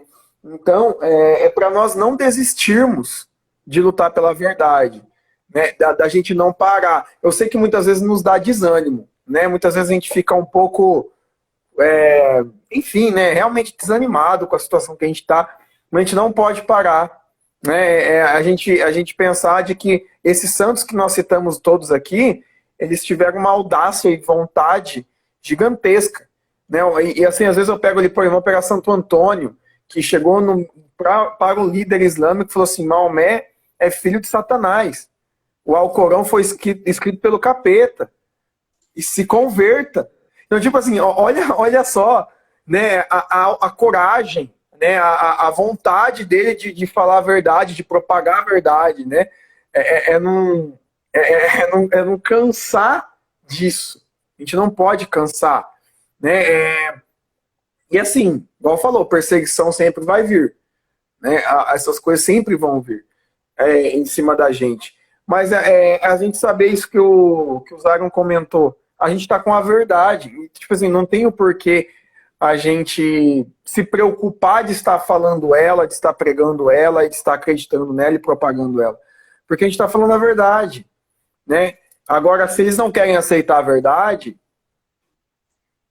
e já não é culpa minha. E aí eles culpa dele, aí eles se viram. Aí, né, aí eu fiz entende? Agora, a gente pegar isso que você comentou, de padres que falam que aquilo não é pecado. Né? É simples, gente. padre, eu não estou pedindo sua opinião, eu só quero que o senhor absolva o meu pecado.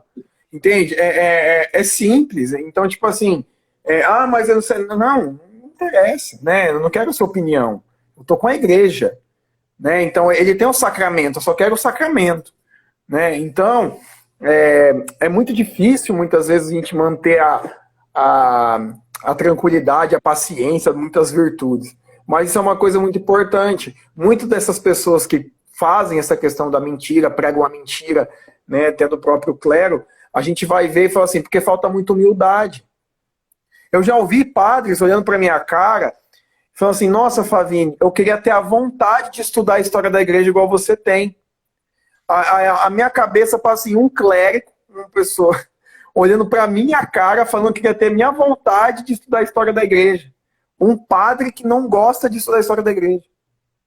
Então, assim, é nesse nível que nós estamos vendo a situação. E é muito difícil, mas a gente não pode parar. Né? Não é fácil, né? Mas, né, Douglas, vamos fazer a nossa parte, né? Como nós estamos fazendo, curso de consagração aí que a gente está vencendo, né?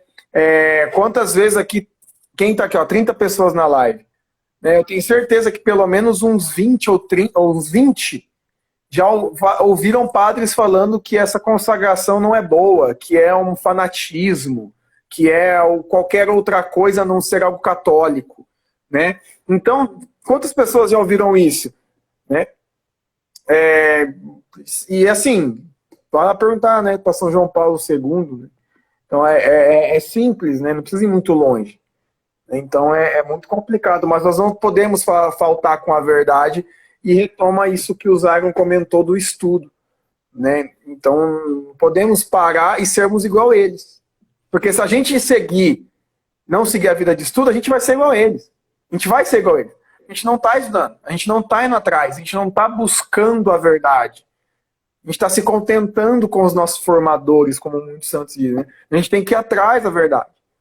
Né? Então nós temos que realmente buscar e lutar mesmo, assim. Né?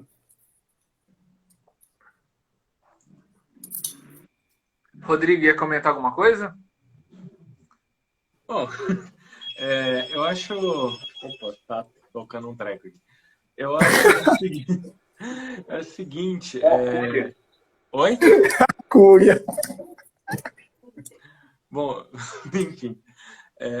disso que o Favini falou, na verdade, eu penso o seguinte, né, até linkando com o que você tinha falado antes, Douglas, a gente percebe, fazendo o link histórico, né, de como a coisa degradou ali a partir do século XVIII até hoje, né, com toda a Revolução Francesa, com todo, assim, já existia um ódio contra a igreja naquele período e depois a coisa foi desandando, né? Na verdade, isso tudo foi um projeto pensado, né? Isso tudo foi calculado a partir da Revolução Francesa, né? A partir do desenvolvimento e do crescimento da maçonaria. Né? Os senhores não se enganem, por mais que aqui no Brasil hoje o pessoal veja, o maçom ele não faz ideia do que é a maçonaria aqui hoje. Tem muito maçom aí que o sujeito não tem a menor noção, né, de onde ele se enfiou. Porque a maçonaria, historicamente, ela nunca negou a sua vontade de destruir a igreja. Né? Isso está em inúmeros documentos. E não só a maçonaria, mas depois uma série de outros revolucionários, de gente que pensou realmente uma nova ordem mundial, né? Um novo modelo de mundo, pautado em novas ideias. Os revolucionários eles sempre viram a igreja como uma força conservadora. Por mais que tentassem, né, a igreja sempre apareceram os santos, sempre apareceram esses grandes homens, assim, por pior que tivesse a situação, sempre apareceram esses luzeiros na igreja, né, para indicar o caminho da reta doutrina, para indicar aquilo que as pessoas deveriam buscar, né, para indicar aquilo que, enfim, nós sempre tivemos grandes santos na história, independente do momento, porque essas pessoas, Deus suscita mesmo esses homens, e então, dentro desse processo, né, de tentar destruir a igreja por dentro, a gente sabe que tem toda a história, né, de infiltração de gente nos seminários. Né? Quantos agentes não foram infiltrados por N, né, por N instituições, por maçonaria, por comunista, por um monte de gente, porque todos os revolucionários tinham o plano de acabar com a igreja. Né? Inclusive tem um texto, para quem quiser procurar aí, tá lá no site da Aletheia, né, de um espião da KGB, que ele fala com todas as letras, olha, o projeto era enfiar gente no seminário para fazer essas pessoas destruírem a fé depois. Então, assim, tem um monte de fatos sobre esse sentido da perversão da fé que vai culminar, né? E aí a gente vai ver assim, já tinha um monte de gente esperando, né? Quando a gente fala do Concílio Vaticano II, a gente vê que já tinha um monte de gente só esperando acontecer alguma coisa para começar a desandar com tudo. Né? Então, um monte de gente esperando para enfiar um monte de coisas que o concílio não falou, né? Aí sim, para perverter mesmo a fé da igreja. Né? E usou o concílio como uma desculpa, né? Usou o concílio como uma motivação. E então, o que nós temos é uma geração, né? De maus padres, de maus formadores, né? E aí a gente volta naquela ideia da terceirização da formação, né? Onde tudo que importa é o diploma universitário. Então, o sujeito é doutor em teologia. É um herege, mas exploda-se, ele é um doutor em teologia, então ele vai dar aula. Né? Que é o que acontece hoje na formação dos nossos padres no seminário. O sujeito vai lá na PUC, tem um monte de professor herege lá, e aí o sujeito sai com aquelas ideias todas ali. Então, a partir disso, a gente tem formadores, a gente tem padres, a gente tem religiosos, a gente tem uma leva de gente toda com uma... que não dá para chamar de uma formação, né? É uma deformação. Então, assim... E isso é transmitido. Né? Passa 2 gerações ali de gente mal formada, o sujeito que ele está mal formado, ele já acha que é aquilo lá mesmo, né? Aquilo que o Favini comentou do Maquiavel pedagogo. Todo mundo está falando a mesma coisa na cabeça do sujeito, ele fala, deve ser isso aqui mesmo, eu que não entendi direito as coisas. E então ele passa a defender. Quantos padres a gente vê, né, que de repente você leva um documento da igreja, né, o padre de repente ele começa a estudar, ele fala, cara, eu nunca vi isso no semináário, né? Onde estava tudo isso aqui? E a pessoa ela tem um sujeito assim. Está na biblioteca, né? Porque a vida dele foi ouvir um monte de bobagem. Né? E aí foram essas pessoas que, às vezes, padres mal formados, assim, que eles não formaram catequistas, né? Porque aí, não existe formação de liderança na igreja. Isso é uma mentira. Né? A formação de liderança, às vezes, é um grupinho lá onde o povo se encontra, toca um violãozinho, reza 2 Pai Nosso, uma Ave Maria, e quando muito tem uma fala motivacional. Né? O sujeito não aprende, ele não estuda. Né? E por quê? Porque o padre também não estudou. Então, na verdade, hoje a gente tem essa fé deformada da parte de muitas pessoas, né? A culpa delas é reduzida nesse sentido. Só que ninguém pode negar que a formação, a possibilidade de formação está aí para todo mundo. Hoje a gente vive na era da informação e, na verdade, eu acho que a internet chega a ser um grande baque nesses planos, né? Porque, de repente, os católicos começaram a estudar, começaram a ter acesso aos documentos da igreja, começaram a ter acesso a bons padres, começaram a ter acesso a boas formações, né? E assim, a gente vê alguns padres de paróquia até em desespero, porque os fiéis começam a colocar o sujeito contra a parede. Né? Então, assim, e daí essa conversa toda. Então, a gente tem um caminho histórico muito tortuoso, né? Quando a gente fala da deformação e da perversão da fé, e assim, eu acho que o intuito é esse mesmo, é mostrar isso às claras para dizer, olha, nós precisamos realmente levantar a voz e mostrar para as pessoas o que é a doutrina da igreja. Ainda que nós não tenhamos toda a compreensão, ainda que nós não tenhamos toda a filosofia, ainda que nós não tenhamos toda a teologia, o catecismo da igreja está ali para todo mundo, né? De graça na internet. Entendeu? Não é mais uma coisa que está distante de nós. Né? E eu acho assim, de certa forma, isso é até uma misericórdia divina, no sentido de que, pouco a pouco, nós vemos realmente as pessoas se formando e entendendo as coisas e se desvinculando, né, de uma autoridade de alguns clérigos, porque quando o sujeito ele tem a autoridade dele é real, pela pessoa que ele é. Mas quando ele ensina errado, quando ele fala errado, né, quando ele promove o erro, a gente não pode considerar isso uma autoridade. A gente não pode considerar aquele elemento de autoridade. Né? A pessoa que participa de um grupo, de um movimento da igreja, de uma pastoral, seja o que for, a partir do momento que o coordenador ou formador ou qualquer coisa está dizendo alguma coisa que está indo contra a doutrina da igreja, a gente não deve mais obediência. Né? A gente precisa começar a acordar para essas coisas. A gente precisa começar a pensar nisso, porque é literalmente o que a igreja ensina está claro, está evidente, nós precisamos seguir a igreja em primeiro lugar. E o catecismo está ali para não deixar a gente ter dúvida. Né? A igreja ela é tão mãe que ela deu um guia para todo mundo. Está lá no catecismo. Nossa, mas o catecismo é muito grande. Papa Bento mandou resumir num livrinho desse tamanho no compêndio. Nossa, ainda não entendo. Papa Bento mandou desenhar no YouCat. Não tem para onde correr. Tá tudo muito fácil, tá tudo muito mastigado. Mas a gente precisa tomar vergonha na cara e estudar. Só complementando o que o Rodrigo disse, e isso é muito verdade, porque a internet ela abriu uma brecha gigantesca que não estava no plano. Só que daí você vê hoje um padre aí com 1.400.000 inscritos no YouTube. Isso é inimaginável. Então, começa-se também uma tentativa de descredibilizar essas fontes. Por quê?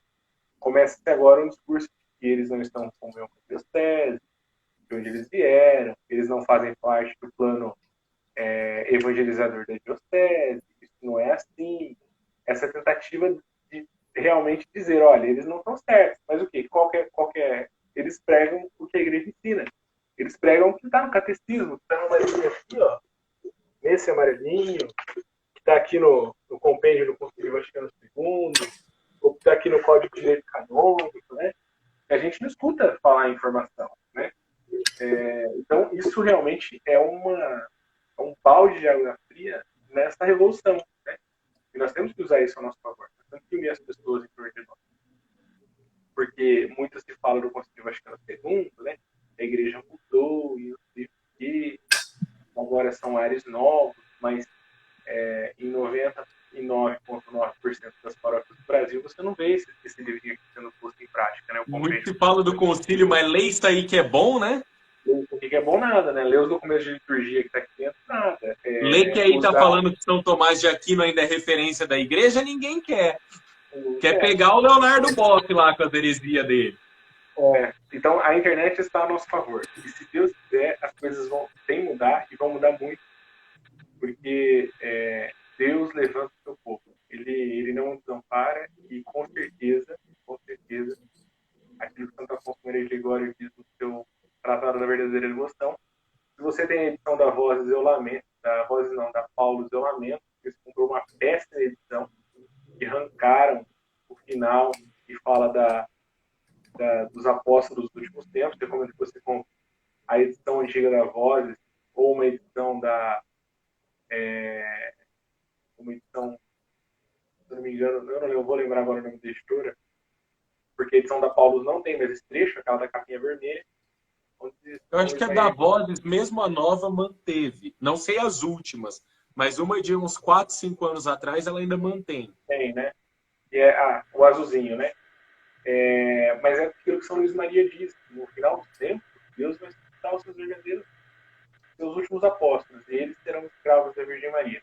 E é por isso que essa devoção, por onde ela surge, por onde ela passa, o inferno se levanta e começa a surgir murmurinhos de lá e para cá contra esse método, porque realmente ele é uma tábua de salvação.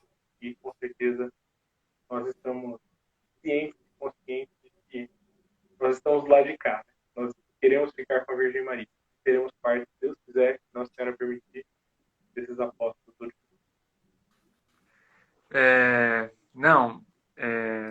Duro ler sobre essa parte dos apóstolos dos últimos tempos e falar que São Luís ainda não presta. É uma coisa que eu não compreendo mesmo. Mas, enfim, Bom, então, importante salientar, né? Esse ponto de que com o mau entendimento da fé na escola de Guilherme de Ockham, nós temos um Lutero que não tem referências de bons padres, né? E que não mostram o caminho da santidade para ele.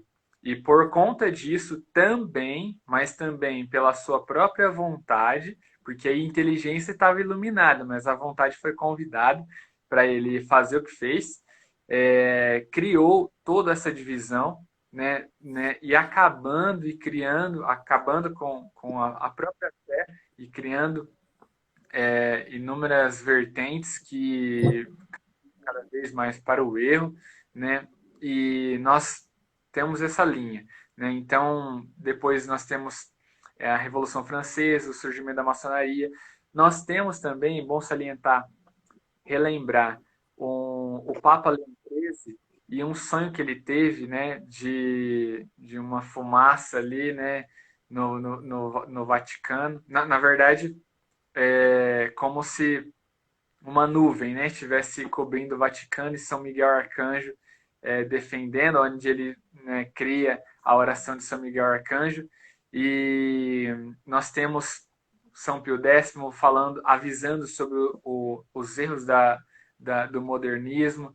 Depois, aqui, já no Concílio Vaticano II, as pessoas falam, né? Vocês não defendem o Concílio Vaticano II, vocês não aceitam, vocês são isso, são aquilo, né? E tarará, vocês nem sabem o que é Concílio Vaticano II, né? E fala que nós não aceitamos, né? A gente não aceita gente que não busca compreender, né? Então, assim, busca compreender.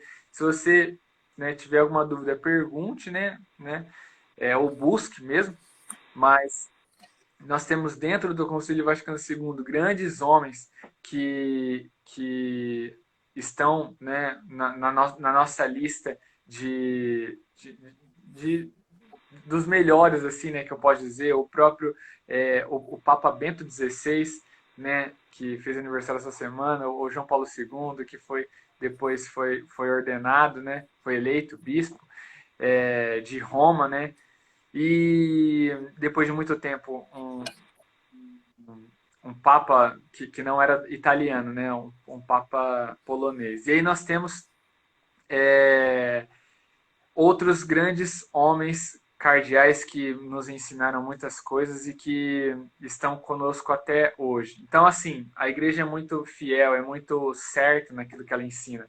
Então, tem tudo muito claro, né? Então, quando nós falamos sobre essa perversão, a pessoa pode falar, mas pode perguntar, né, como eu disse agora, né, fala muito do Vaticano II, né?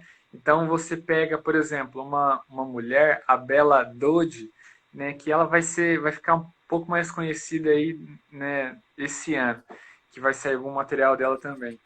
Que a Bella Dodi, ela era uma infiltrada também da KGB e dos comunistas para falar, para ter infiltração ali com homens, né, que iriam entrar no seminário.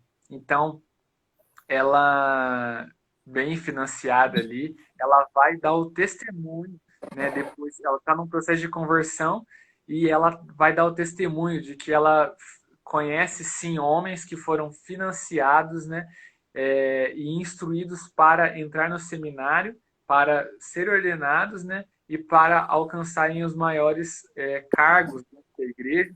E ela vai comentar isso. Ela tem um livro dela que se chama Escola das Trevas, né? Então, ela vai falar isso.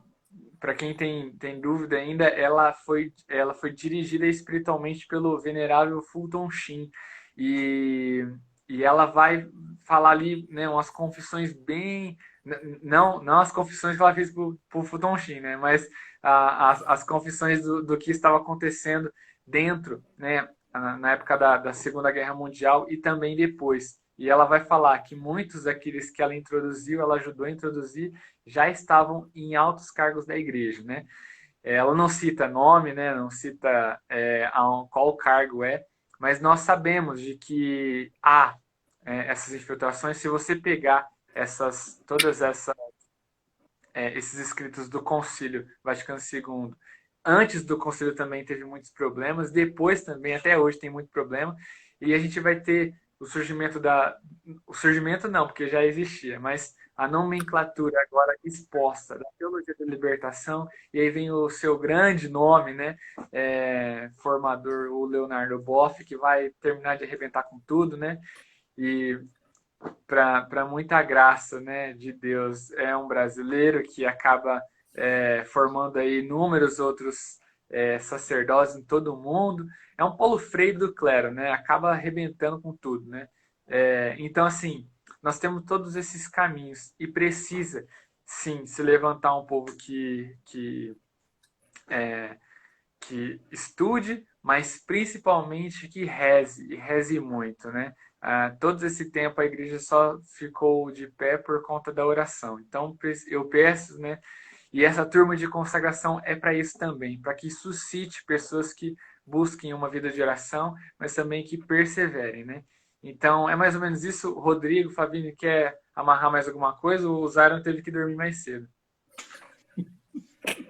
Foi cancelado, cara. Aí teve que sair correndo, né? Mas assim, só para finalizar mesmo, o Douglas, isso aí é muito importante. E a gente percebe que nós estamos aí com muita gente se levantando, né? A gente vê o que aconteceu na Quaresma com o Frei Gilson, a gente vê ali o tanto de pessoas que estavam... Saíram tá on. Ai.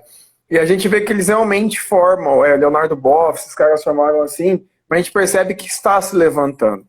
E a gente tem que seguir, né? Acreditando na misericórdia de Deus, acreditando na providência divina, conquistando nossas virtudes e realmente defendendo a nossa fé. Né? Eles vão continuar sendo formados errados, vai continuar, né? E basta nós evitarmos o máximo que a gente puder. Né? Então, com oração e fazendo o que temos que fazer com aquilo que o Senhor pede para nós fazermos. Né? Os apostolados que cada um que está fazendo essa consagração faz. Né? Cada um de nós temos o apostolado, cada um está em algum lugar, em algum movimento, enfim, com um serviço. Então, cada um de nós temos esse nosso compromisso de estarmos lá buscando e levando a verdade. Da minha parte, eu gosto sempre de lembrar quando a gente trabalha esse aspecto dos problemas, né? Porque pode parecer assim um pouco pessimista, né? Por mais que a gente fale, olha, né? Tem gente que está se formando, tem gente que está realmente melhorando, né? A impressão que pode passar é de que a igreja não vai resistir a tudo isso. Então eu gosto sempre de lembrar que é promessa de nosso Senhor Jesus Cristo, que as portas do inferno não prevalecerão. Né? Não importa a turbulência que a igreja passe, é evidente que a forma, talvez, como a turbulência tem acontecido nos nossos dias, é muito diferente de tudo aquilo que já foi. Né? As heresias são diferentes, né? Essa infiltração dentro da igreja ela é diferente, mas ela não é uma novidade. Né? A igreja já passou por isso muitas vezes e assim, a nossa fé nos diz que quem conduz a igreja é o Divino Espírito Santo. Então, certamente, se Deus permite que haja essa provação, que haja, né, essa desgraça, é porque Ele há de suscitar uma graça ainda maior. E nós, na nossa miséria, né, mas conseguindo buscar as formações, conseguindo ter acesso a uma consagração à Nossa Senhora, conseguindo todas essas coisas, nós estamos participando um pouquinho desse processo, né? De graça mesmo. Então, essa tomada de consciência ela tem que servir como um alerta, né? Porque nós não podemos ficar na dependência de uma má formação que a gente está sujeito, mas, ao mesmo tempo, ela não pode nos tirar a esperança. A gente tem que saber, né, que é promessa de Nosso Senhor que o demônio não vai ganhar essa briga nunca. Por mais que ele tente, por mais que ele faça, né, Nosso Senhor Jesus Cristo já resolveu isso pra gente. Sim, cabe a nós. O Zairo quer entrar aqui agora de novo só para dar tchau. É muito acolhedor, né? Ah, é muito caridosa essa criança, é muito caridosa. Aí, Olha, ô Sérgio, você queria falar alguma coisa para nós encerrarmos já? Não? travou Travou. de novo. Zyron? Não? Então tá bom. Agora eu tô vendo, né? Bom, então assim, nós temos mesmo que, além de nós estudarmos e conhecermos a nossa fé, nós temos que rezar e rezar muito, nós temos que nos grudar, né, no rosário, rezar muito, pedir a graça de Nossa Senhora de nós estarmos muito muito perseverantes em relação a tudo que aquilo que a igreja ensina e qual que é a nossa missão. Né? Você pensa que está ruim, você poderia ser protestante, então pensa, está muito bom então. Então, graças a Deus nós temos a igreja, né? Nós temos tudo, né? Tudo que os santos escreveram, né? Então a gente pode pedir intercessão deles também. Nós temos, né? O pessoal fala que a gente não acolhe o Conselho Vaticano II, né? Deixa eu pegar o catecismo. Então, leiam muito o catecismo, mas assim, leia mesmo. Vai lá, se alguém, né, tiver dúvida, fala, mas está no catecismo, né? Está aqui, né? E aí a gente pega. O Zyron comentou do Concílio de Trento, onde reuniu todos os dogmas de fé para expressar aquilo que a igreja ensina. Tem o concílio, o catecismo romano, né? Que vai ensinar também. Então, assim, o catecismo, é bom salientar isso aqui, né? O catecismo romano com esse catecismo da Igreja Católica, os dois são católicos e um complementa o outro, né? Esse aqui só é mais atual, né? Aquele lá, Linguagem. perdão, Zairo? A linguagem, a matéria não muda. Então, Isso, de um a lado pro língua, outro fala da porque mesma coisa. porque, por exemplo, aqui no, nesse amarelo, vai falar o que a igreja ensina sobre, por exemplo, a prática homossexual. Né? O que lá no Catecismo Romano, do Concílio de Trento, era uma coisa óbvia. E, assim, mesmo assim ensinou. Só que aqui essa linguagem deixa bem claro. Então, assim, estudem, né? Estudem, rezem muito. Principalmente, peço que rezem pelo clero e o clero de Maringá, né, na pessoa do nosso bispo e também todos os nossos padres. E o que eu faço uma sugestão para rezarem é o seguinte: entrem no site da Arquidiocese, olhem todos os padres, os nomes e rezem por todos os padres. Todos precisam de oração. Assim como nós precisamos também, mas eles são pastores, né? Eles são guias, eles guiam almas, né? Então, peço que rezem muito. E, bom, era mais ou menos isso. E também, para aqueles que estão na turma de consagração, não esqueçam de fazer as orações, vamos juntos, né? Tudo é propício para que vocês desistam, então vamos juntos.